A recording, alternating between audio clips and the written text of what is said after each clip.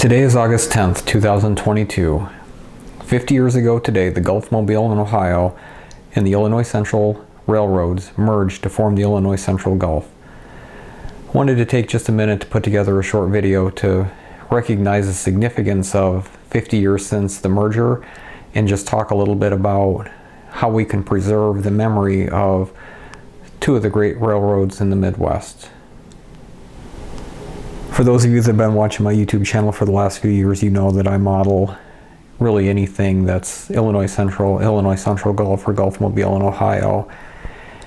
And really my layout is sort of the epitome of the merged era after the two railroads merged in 1972. At any time you would see on the ICG original Green Diamond Illinois Central locomotives, you would see the GM&O in their either black and white or red and white paint.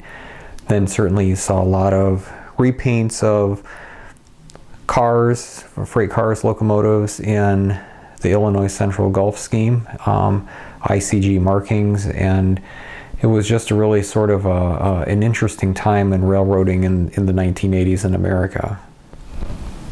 Now 50 years after the merger, the history books probably won't be too kind as the overall outcome of the merger. Neither of these railroads exist, at least in any kind of operational manner today. Yes, the Illinois Central name still exists, and there is recognition of that with Canadian National, but ultimately GM&O goes unrecognized. The original Illinois Central with the Green Diamond goes unrecognized, and everything has merged in sort of these super railroads with Union Pacific and BNSF, and the soon-to-be merger between Kansas City Southern and Canadian Pacific. So I think this is just an opportunity for us to recognize how special things were during the 70s and 80s in railroading in America, and how we need to appreciate what we have today, because we don't know what the future holds for the railroads that we are passionate about today. So the reason why I'm making this video on the 50th anniversary, I'm very passionate about making sure that we don't forget the history of these great railroads, and there are things that we can do to preserve them, and one of that is just to learn about the history in the past. This merger happened years before I was even born, and I don't think I really fully appreciated the Illinois Central, the original Illinois Central and the Gulf Mobile in Ohio, and what the merger did to both those railroads until just a few years ago. And how we preserve the memory is by learning, by reading, by studying. I got this actually off of eBay because I knew there was an article I read about on the internet, that there was an article in Trains magazine from 1988, and you can see this is on the cover of Trains magazine. Change in Mid-America, ICG in general, P&L in particular. 1988 is really when the Illinois Central Gulf went away as a railroad. It's kind of interesting when you look at the headline of the actual article about ICG. It says ICG's garage sale. Living here in Iowa, the ICG's Iowa division was spun off, and there was a lot of spin-offs. A lot of other railroads like Mid-South and Paducah and Louisville came to prominence or came to be in existence because ICG sold off. They went from 9,568 miles down to 2,981 miles.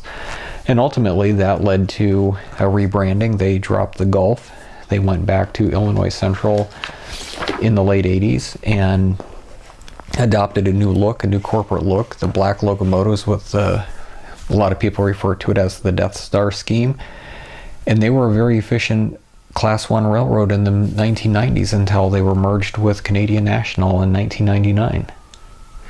Another way to preserve the history of these railroads is to join the historical societies. There's actually two for the Illinois Central. This one is the Illinois Central Railroad Heritage Association, and I'm a member of this. I will preface this. I have the web link on the page here, or on the video. They haven't produced this magazine since 2001, and their webpage hasn't been updated since 2001, so I'm not sure if they're on pause right now because of things related to the pandemic. But there's usually about 4 issues of this published each year. This one is really good too. This is the Green Diamond. This is part of the Monticello Railroad Museum. So there's just a lot of great, you can see an old E-unit, passenger unit on the cover of this one. Just some great color photography in these magazines. There's GP38-2 in the Illinois Central Gulf. So obviously this was after the merger. It's hitting a diamond somewhere. And finally, this is one that I think is really important as well. I'm also a member of the GM&O Historical Society, and again, they produce a magazine about 4 times a year, and just being able to read through this and learn about, there's some old Alcos in here. Great color photographs, things that you don't see on the internet because they've never been published on the internet. You know, these are real high quality publications. You know, some old maps. This is Mexico, Missouri, a place that I've actually been, shockingly. So it's important to support these historical societies because, you know, it helps preserve these great railroads. Finally, there's some books. These are all books that I've acquired. You can get these from really your local hobby shop or, you know, online stores. But here's one for GM&O, and again, just some unbelievable photographs in here. There's a GP30, which probably eventually got repainted into ICG colors. There's some of the big reds, the SD40s. So some great pictures in this, and a lot of historical reference in here. The rest of these books, again, you can get them from the publisher. You can get them from really most model railroad hobby shops or online hobby retailers. This is a great one. Illinois Central and GM&O Freight and Passenger Equipment. Just a lot of great reference in here. So a coil car, a center beam hop, or a center beam flat.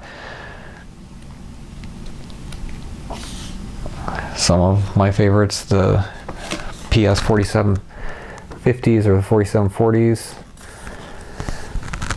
So, you know, again, I learn a lot. This helps you with your model railroading because you have information on the prototype.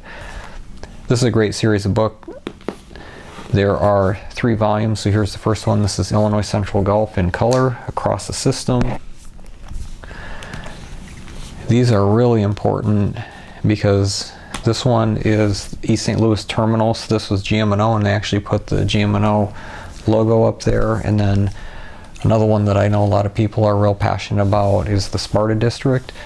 And again, a lot of great photographs in here. I mean, there's a GM&O on the lead, probably a GP35. Some great pictures in here. SD40-2s. Looks like a Jeep 35 there. Some 30s up there.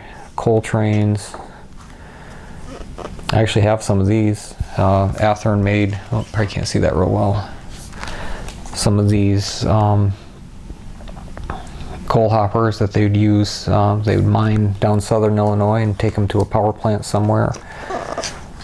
So, you know, again, I would encourage you, if you have any type of love or passion for IC, ICG, or GM&O, get some of these books to preserve this history. Join the Historical Society to support them and make sure that we're preserving the history. So, you know, again, I'm just doing the best I can to help preserve it in a little 9-foot by 3-foot model railroad, and I hope you enjoy seeing the progress of my model railroad. So the final thing that I want to talk about, and maybe this is irony, maybe this is just coincidental, these have been in the works for some time, but Scale Trains just released, these are ET44s, they're tier 4s.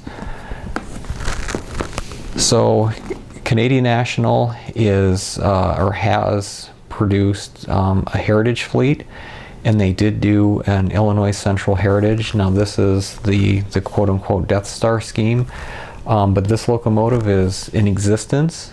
It's out there. Allegedly it was in Iowa within the last week. I have not seen it. I look for it whenever I can. But even though the Illinois Central Gulf is gone, the original Illinois Central's gone, Gulf Mobile in Ohio is gone, you know, Illinois Central is still out there. Its heritage is there. The roots of these great railroads are still present with Canadian National. So I'm really excited that I got this today on the 50th anniversary of the merger. I will plan on doing and I apologize for not being active on my channel lately, but I plan on doing a full unboxing and review of this locomotive hopefully within the next week or two. So just real quick to close, I'm going to run a little short train, just recognizes the history of this merger and what happened 50 years ago today. Happy railroading, everyone.